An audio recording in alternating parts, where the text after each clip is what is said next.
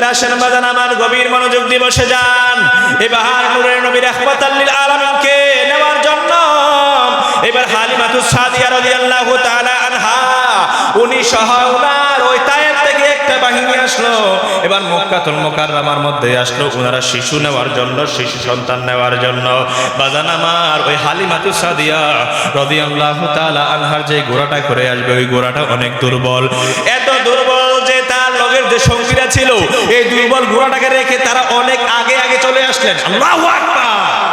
আসার পরে তারা ভালো ভালো ছেলেদেরকে নিয়ে গেলেন, বড় লোক পরিবারের ছেলেদেরকে নিয়ে গেলেন ওই ভালো ভালো টাকা পাওয়ার জন্য, সম্পদ পাওয়ার জন্য।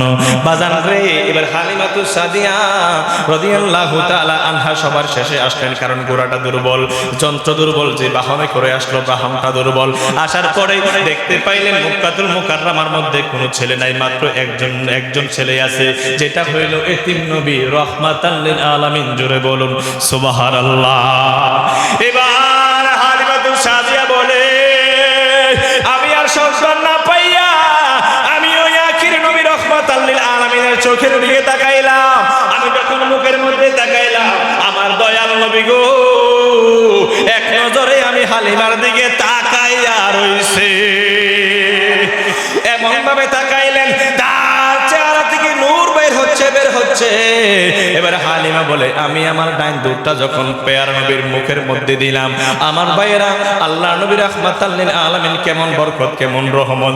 হালিমাতুস সাদিয়া বলে, কিছুক্ষণ পূর্বেও আমার বুকের মধ্যে দুধ ছিল না, আমার ঘোড়াটা ছিল দুর্বল, আমার বাহনটা ছিল দুর্বল, আমাদের ওই তায়েফের মধ্যেও কি বলে এটা রে, ওই খানা নাই ফিনা নাই, আমরা না খাইতে জীর্ণ শীর্ণ হয়ে গেছি। এই জন্য আমি নিজেও দুর্বল। আখিরে নবী রাহমাতাল লিল আলামিনকে দুধ দেওয়ার সঙ্গে সঙ্গে আমার বুকের মধ্যে আল্লাহর পক্ষ থেকে দুধ পরিপূর্ণ হয়ে গেল, আমি সবল হয়ে গেলাম। এবার আমাকে রাইখে আমার বাহিনী ভালো ভালো ছেলেদেরকে নিয়ে চলে গেলেন। এবার আমি কি করলাম, পেয়ারা নবী এতিম নবী রাহমাতাল লিল আলামিনকে নিয়ে যখন আমি এবং আমার স্বামী ঘোড়ার মধ্যে উঠলাম গো, ওই ঘোড়া মরা ঘোড়া, একেবারে দুর্বল ঘোড়া আগের চাইতে শত শত গুণ বেশি শক্তিশালী হইয়া গেল। তারা হালিমাতুস সাদিয়াকে ফেলে দিয়ে চলে গেল অনেক আগে, কারণ বেচারার ঘোড়া চলে না। আমার নূরের নবী রাহমাতাল লিল আলামিনকে ঘোড়ার মধ্যে তোলার সঙ্গে সঙ্গে ওই ঘোড়ার শক্তি কয়েকশো গুণ বেড়ে গেল এবং অর্ধেক রাস্তার মধ্যে গিয়ে তাদেরকে অতিক্রম করে তারা তায়েফের মধ্যে চলে গেল। জোরে বলুন সুবহানাল্লাহ। এমনটা অবস্থায় তায়েফের মধ্যে যখন আমার নূরের নবী রাহমাতাল লিল আলামিনকে নিয়ে যাওয়া হলো, যাওয়ার পরে ওই তায়েফের মধ্যে সবুজ গাছপালা নাই, সব ধ্বংস হয়ে গেছে। আমার নূরের নবী যাওয়ার সঙ্গে সঙ্গে এগুলো আবার সবুজ শ্যামল হয়ে গেল। উচ্চ কণ্ঠে জোরে বলুন সুবহানাল্লাহ। তারপরে যেই গাছের মধ্যে ফল হয় না, আমার নূরের নবী রাহমাতাল লিল আলামিনের বরকতে এগুলো ফল হওয়া শুরু হয়ে গেল। অর্থাৎ যেখানে যান, যে স্টেপে যান, যে টপিকসে যান, যেই পয়েন্টে যান, সেখানে নূরের নবীর বরকতে পরিপূর্ণ কামেল। জোরে বলুন সুবহানাল্লাহ বলে। এবার আসেন বাজার আমার ভাইয়েরা, বাবারা, বন্ধুরা, কেমন নবী রাহমাতাল লিল আলামিনের উম্মত হইলেন। ওই দয়াল নবীর আম্মা দুধমা হালিমাতুস সাদিয়া রাদিয়াল্লাহু তাআলা আনহা বলেন, আমার বুকের মধ্যে দুধ পরিপূর্ণ হয়ে গেল আখিরে নবী রাহমাতাল লিল আলামিনের বরকতের কারণে। আমরা বুঝতে পারলাম এটা সাধারণ কোনো মানুষ না, এটা সাধারণ কোনো মানুষ না।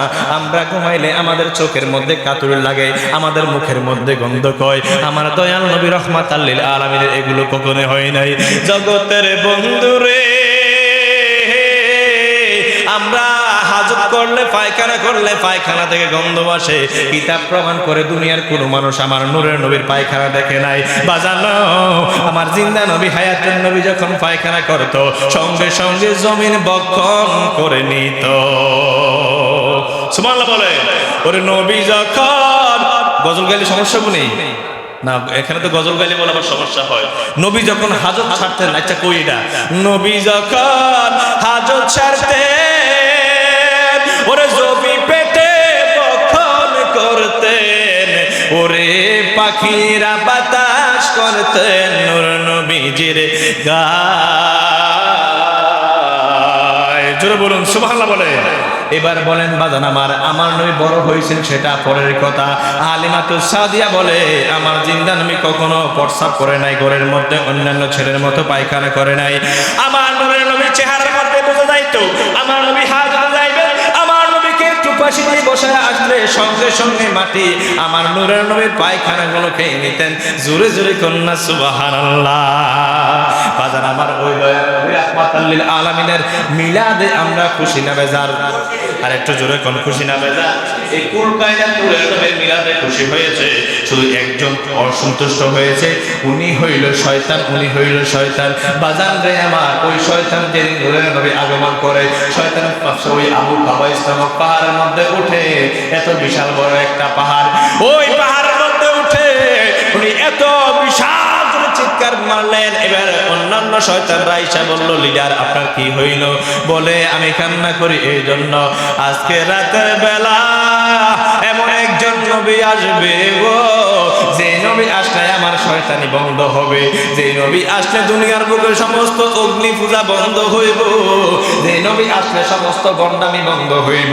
ওই নবী আইসা সমস্ত কিছু বন্ধ কইরা, ওই নবী যেই ধর্ম প্রচার করব, ওই ধর্ম কিয়ামত পর্যন্ত জারি থাকবো, ওই ধর্ম আল্লাহর কাছে গ্র্যান্টেড হবে। জোরে বলুন সুবহানাল্লাহ। এবার আসেন বাজার আমার, এবার বাজার আমার, এবার নূরের নবী রাহমাতাল লিল আলামিনের যে আগমন হয়েছে মক্কায়, আমার জিন্দা নবী হায়াতুন নবী হিজরত করেছেন মদিনাতুল মুনাওয়ারায়। ও বাজার, বাজার রে গভীর মনোযোগ দিয়ে বসে যান। আমার নূরের নবী রাহমাতাল লিল আলামিন যখন ওই মক্কা থেকে মদিনাতুল মুনাওয়ারার মধ্যে যখন হিজরত করলেন, এবার যখন হিজরত করবেন, এবার দেখেন না মদিনার মানুষ কেমন খুশি হয়, আমার নূরের নবীকে পাইয়া কত আনন্দ হইল। এবার যখন মদিনার মধ্যে যায় রে, সমস্ত মানুষ আমার জিন্দা নবীর স্বাগত জানানোর জন্য জুলুস করলেন, আনন্দ করলেন। জোরে বলুন সুবহানাল্লাহ। সবাই রাস্তার মধ্যে চলে আসলেন। আসার পরে মহিলারা বাড়ির ছাদের মধ্যে উঠে গেলেন।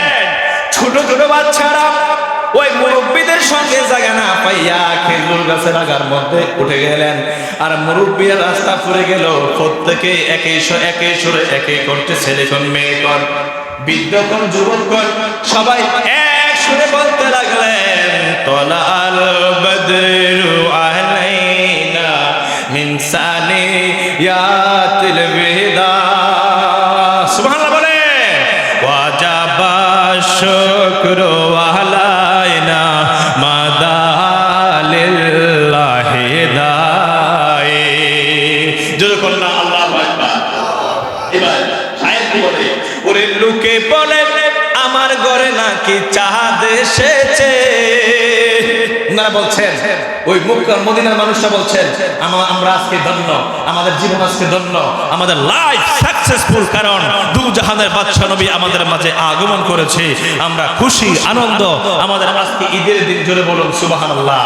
ওই কিসের চন্দ্র, কিসের সূর্য, ওই চন্দ্র সূর্যের সাথে হাজার গুণ সুন্দর আমার পেয়ারা নবী, ওই নূরের নবীকে পেয়ে আমরা আলহামদুলিল্লাহ। জোরে বলুন সুবহানাল্লাহ। ওরে লোকে বলে আমার ঘরে নাকি চাঁদ এসেছে, ওরে না রে না, চাঁদ নয় আল্লাহর হাবিব এসেছে। সকলে বলি সুবহানাল্লাহ বলে। ওই নবীকে পেয়ে আমরা খুশি না বেজার? আরেকটু জোরে বলুন খুশি না বেজার? আল্লাহ পাক রব্বে কারীম ওই নবীর প্রেম ভালোবাসা আমাদের অন্তর ধারণ করার তৌফিক দান করে। সকলে বলে আমিন। বাবাজিরা আমার, আপনি দেখেন এই নবীকে, এই নবীর কারণে মনে কোন দুনিয়া পাইলেন, আব্বা পাইলেন, পুরো জগৎ পাইলেন। আপনি নবী দিয়ে আল্লাহ পর্যন্ত পৌঁছাইতে হবে। আপনি সরাসরি আল্লাহ পাইতে গেলে আসলে কিন্তু আল্লাহ পাওয়া যাইতো না। কথা কোন ঠিক না বেঠি? আপনি ফানাফির শায়েখ হই, ফানাফির রাসূল, ফানাফির রাসূল হই, ফানাফিল্লাহ বাকা বিল্লাহ পৌঁছাইতে হবে। বাবা সরাসরি মনে করেন আপনি লাভ দিয়ে গাছের আগাতে ওঠা যাবে না। কথা কোন ঠিক কি না? বাবা আমরা সিরাতুন নবী মানে অবশ্যই সিরাতুন নবী না মানলে আমরা মুসলমান হইলাম কেমনে? আমরা মুসলমান হইতাম না। কথা কোন ঠিক না বেঠি? আমরা নবী যে আমাদেরকে নামাজ দিয়েছে, রোজা দিয়েছে, হজ দিয়েছে, যাকাত দিয়েছে, আর কত কিছু দান করলে, এগুলোই তো সিরাত। আমার নবীজির জীবনীতে যা কিছু আমাদেরকে দান করেছেন সেগুলো সিরাতের অন্তর্ভুক্ত। বাজান নবীজির মিলাদ মানে হলো জন্ম। যদি আগমন না হইতো সিরাতটা পাইতাম না, এটা সম্ভব না। সেজন্য মিলাদও মানে, সিরাতও মানে।